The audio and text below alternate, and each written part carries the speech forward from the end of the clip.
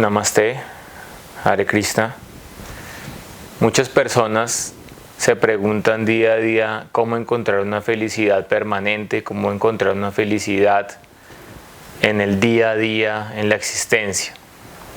Y la conclusión de los Vedas, de los libros sagrados del conocimiento que sustentan nuestra práctica de Bhakti Yoga, nos han dicho que en este mundo material no podemos encontrar una felicidad permanente en este estado de conciencia material. ¿Por qué?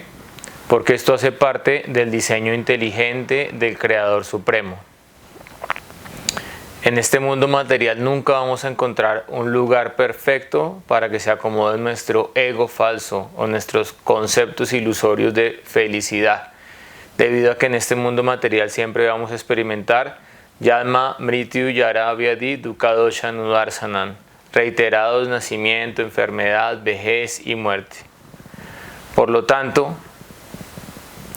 los Vedas, especialmente el Bhagavad Gita, nos recomienda Matras Parsastu Kaunteya Sitoshna Sukha Dukkada Agama Payitya Nityastante Tikshat Bharata. La felicidad material, la aflicción material son temporales, así como es temporal la aparición del invierno, la aparición del verano, y por lo tanto debemos aprender a tolerar estas situaciones que son temporales sin perturbarnos. Entonces podemos ver que para experimentar un estado de felicidad permanente, de tranquilidad mental permanente, es muy importante practicar tolerancia. Ahora, ¿por qué el Ser Supremo ha diseñado este mundo material de esta forma? ¿Por qué? Porque Él quiere que vayamos al campo espiritual a experimentar Antaranga Shakti, la energía interna del Ser Supremo, y para que podamos evolucionar hacia una positiva y progresiva inmortalidad. Sin embargo, es necesario que mientras que experimentamos esta naturaleza material, esta condición material, tengamos un estado de bienestar, incluso para hacer nuestra propia práctica espiritual. ¿Por qué? Porque si nuestra mente siempre está perturbada, está llena de ansiedad y aflicción, pues lo más probable es que no podamos ubicarnos en una práctica que nos lleve hacia esa positiva y progresiva inmortalidad. Por lo tanto, es importante establecernos en Sattva Guna o en la modalidad de la bondad. Los Vedas han explicado que hay 3 diferentes estados de conciencia que permean todo dentro del universo fenoménico. Está Tamas, la modalidad de la ignorancia, después Rayas, la modalidad de la pasión, y finalmente Sattva, la modalidad de la bondad. Y podemos ver que hay comidas en ignorancia, los kárnicos, las comidas en descomposición, comidas en pasión, lo que es muy picante, lo que es muy salado, lo que es muy ácido, comidas en bondad, los alimentos que nos dan salud, nos dan energía pránica, nos dan fuerza, nos dan felicidad. Hay sonidos en la modalidad de la ignorancia, como el reggaetón, toda la música sensualista, materialista que nos lleva a ver el sexo opuesto como un fetiche para nuestro disfrute egoísta. Está la música en la modalidad de la pasión y está la música en la modalidad de la bondad, como los sonidos de la naturaleza, los sonidos de las aves, los sonidos del agua, los sonidos del viento. Y así sucesivamente podemos ver que todo está permeado por estos 3 estados de conciencia. Y para la práctica de yoga es importante establecernos en Sattva, en la modalidad de la bondad. Y al respecto, en el Bhagavad Gita, en el capítulo número 18, que es el último capítulo del Bhagavad Gita, se describen los diferentes tipos de felicidad de acuerdo a estos diferentes estados de conciencia o modalidades de la naturaleza material. Entonces, en primera instancia, está el disfrute o la felicidad en el plano de la modalidad de la ignorancia. Entonces, se explica que el disfrute en la modalidad de la ignorancia es amargo de principio a fin, es un veneno de principio a fin, ¿sí? Y además de esto, que procede de la pereza, procede del sueño, procede de la ilusión. Entonces, Los Vedas nos dan el ejemplo del camello. Cuando el camello tiene mucha sed y está vagando por el desierto, él a veces encuentra un cactus. Y él empieza a comer el cactus y las espinas del cactus hacen que sangre su lengua. Y cuando la lengua del camello sangra, él empieza a beber su propia sangre y empieza a pensar, oh, qué buena está esta bebida, qué dulce está esta bebida, me siento muy bien, me siento satisfecho. Pero no se da cuenta que se está haciendo daño y que él mismo se está hiriendo y se está tomando su propia sangre. De la misma manera, la persona que está influida por la ilusión, influida por la ignorancia, cree que un supuesto disfrute, sí, lo va a llevar a un estado de bienestar, pero no se da cuenta que es una actividad que lo está llevando realmente al sufrimiento material. Podríamos colocar el ejemplo de personas que van a una plaza de toros a ver una corrida de toros, y en esa actividad, desde que las personas pagan el tiquete, entran a la plaza y ven cómo se paga por torturar, por asesinar, por masacrar a un animal, entonces podríamos ver claramente que allí hay un disfrute en la modalidad de la ignorancia, porque la persona que está recibiendo esas improntas en su cerebro de ver un animal torturado, violentado, está generando violencia y destrucción para su propia mente, para su propia vida. Y por otra parte, se está destruyendo y se está atentando contra el derecho de los animales de vivir de una forma armónica, sin violencia, sin sufrimiento. Entonces vemos que este disfrute en la modalidad de la ignorancia es producto de la ilusión.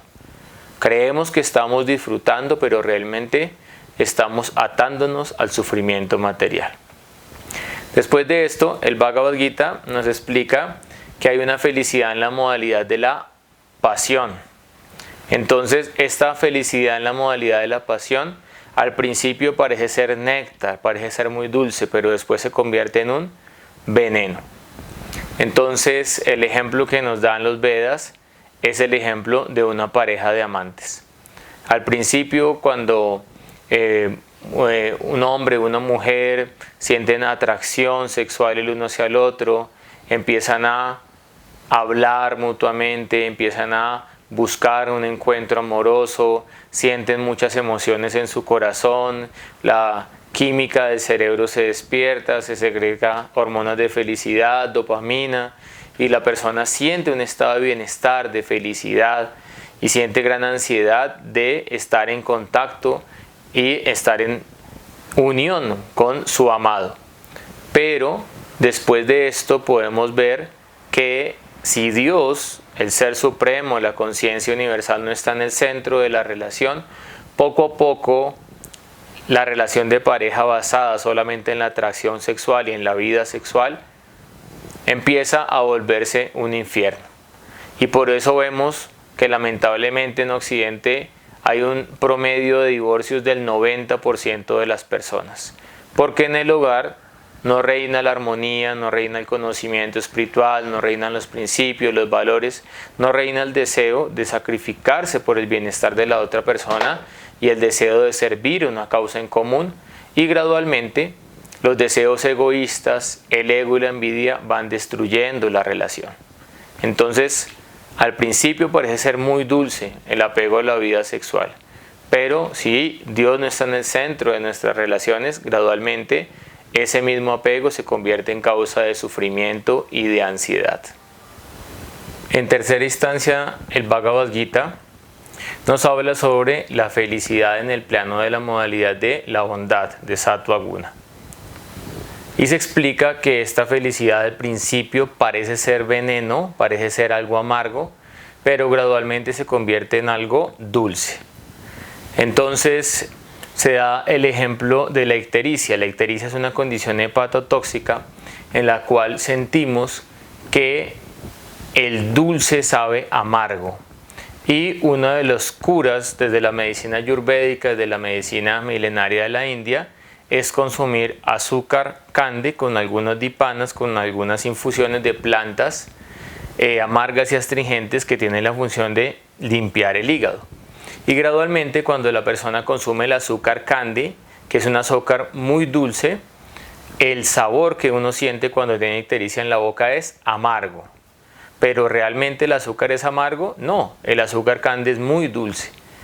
Simplemente nuestra enfermedad hace que nuestros sentidos y nuestra mente estén perturbadas. Y gradualmente, mientras que vamos purificándonos a través de las plantas que detoxifican el hígado, poco a poco empezamos a retomar el sabor natural de los alimentos y nos damos cuenta que el azúcar cande realmente siempre ha sido muy dulce. De la misma manera, se explica que cuando nosotros estamos empezando a llevar una vida humana civilizada, se nos plantean unos principios, unas regulaciones, llamadas dentro del yoga yamas y niyamas. Entonces, se nos dice que tenemos que ser regulados en la vida sexual, que tenemos que ser limpios y por lo tanto no intoxicar nuestro cuerpo con estimulantes, con drogas, con cárnicos. Se nos dice que no perdamos nuestro tiempo porque la vida humana es muy valiosa. Y más allá de esto, después de seguir estos principios para una vida humana civilizada, cuando empezamos a practicar los principios del Bhakti Yoga, Sravanam, Kirtanam, Vishnu, Smaranam, Padanam, Sevanam, etc., se nos recomienda levantarnos muy temprano en la mañana para hacer nuestra meditación en el Brahma Muhurta a las 4 de la mañana, a la hora de la verdad. Se nos recomienda hacer ayunos cada 15 días en los días de Ekadasi. Se nos recomienda meditar continuamente en los nombres de Dios, en el rosario de meditación. Se nos recomienda solamente consumir alimentos que hayan sido ofrecidos a Dios con amor y devoción.